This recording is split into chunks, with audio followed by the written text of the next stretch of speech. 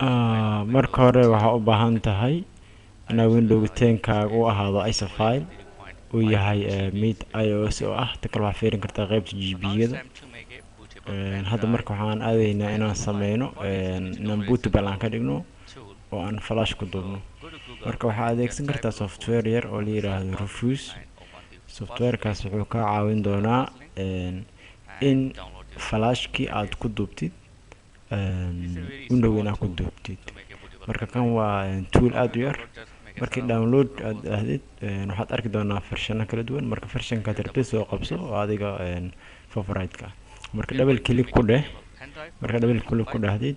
waxa ku soo kici doona Rufus-ka marka double click waxa ku soo kici doona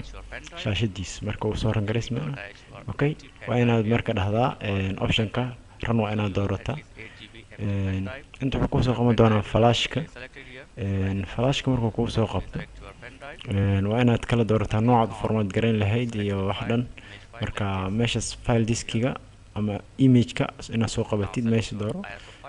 window ku dhufo oo meesha ku yaalo okay open the hadda marka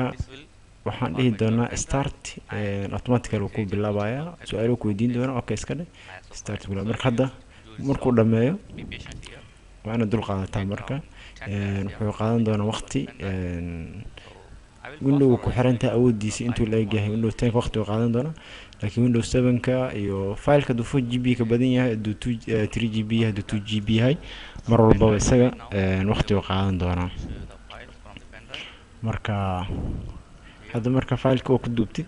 OneDrive-ka hadii aan furno maxaa dhacay waa kana OS-kii dhammaan filekiisa way yeelaan marka hadda waxaan la joognaa inaan computer-ka restart u dirno si aan soo qabadsiino flash ku soo qabadsiino si bootable ahaan aan u barno insha Allah marka hadda restart u dir computer-ka okay marka kuwaas waa qayb ka mid ah nambarada escape-yada marka power ku dhufo restart dheh restart marka aad waa inaad waqti yar dul qaadataa waxaa adeegsan kartaa markuu computer soo shidmaayo escape F1 F2 alif del computerada ay kala duwan yihiin marka computerka haysto ku xiran yahay marka HP oo kale FN FDL aad dhihi kartaa marka horta wuxuu ku geynayaa qaybtan oo bootable ah qaybta bootka ay ku geynayaa bootka marka waxa kala dooranaysaa meelaha badan adiga ayaa maamuli kartid marka tag qaybta oo advanced BIOS bootka marka first boot device second boot device iyo third boot device uu ku soo banay doona marka hard drive-ka ama flash-ka waxaad geysaa qaybta kale ama dooro isaga qaybahan dambe waxaad ka arki kartaa waxyaabo badan ku cadeynayaan oo ah inaad kor aadisid iyo inaad hor aadisid sida move up iyo move down oo kale hadda bootka marka kor aadi okay adoo adeegsanaya kii hadda koraan geynay number 1 waxaan geynay USB-ga okay hadda waxaan dhahay F10 adaysa si aad save garaysid okay why ku leeyahay no hadda aad u ka diidaa x marka uu ku soo kacaya wuxuu ku doonaa any key taabo marka xaraf la iska taabo oo ka mid ah keyboard-ka automatically marka OneDrive-ka uu shaqeynaya PC-ga wuxuu ku geyn doonaa window kugu jiro luqadda dooranaysa then waxaa leedahay next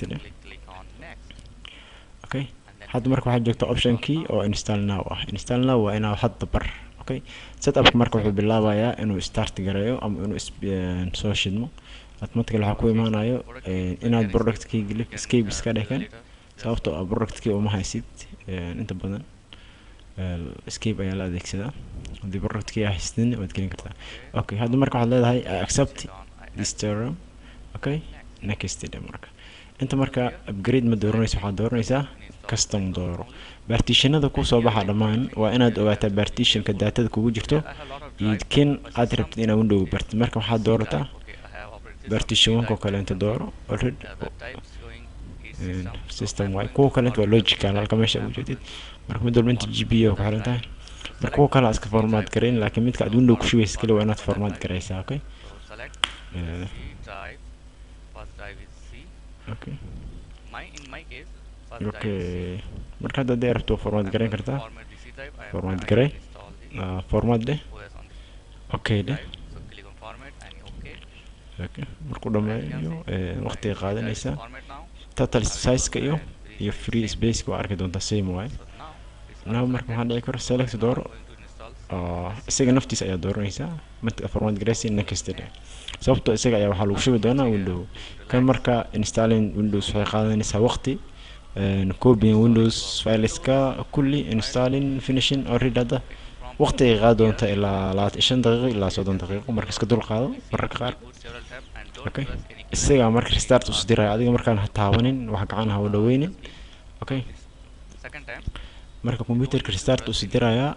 wax marka dambe soo shidmaayo wax badana in kitaabo dukira ha taabanin okay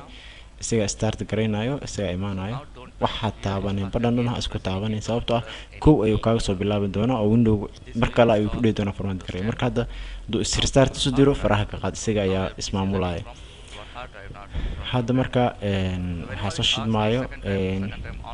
soo shidmaayo barnaamijkii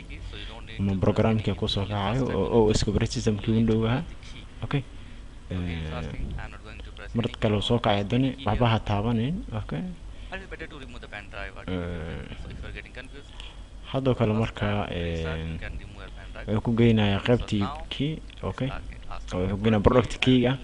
marka dad haysanin waxa dhigi karta do this later dhigi karta okay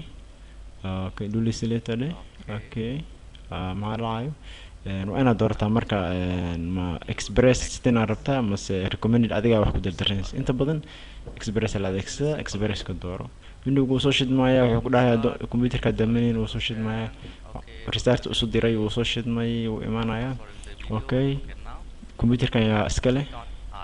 aniga iska leh ama ana iska leh ama iskuulka iska leh markaas dooro I own it next laakiin inta badan option dadka inta badan window-yada qaar ma weydiiyaan dadka hore ay sii socdaan qaybtan waa inaad gelisaa Microsoft account inaad gelisaa marka qaar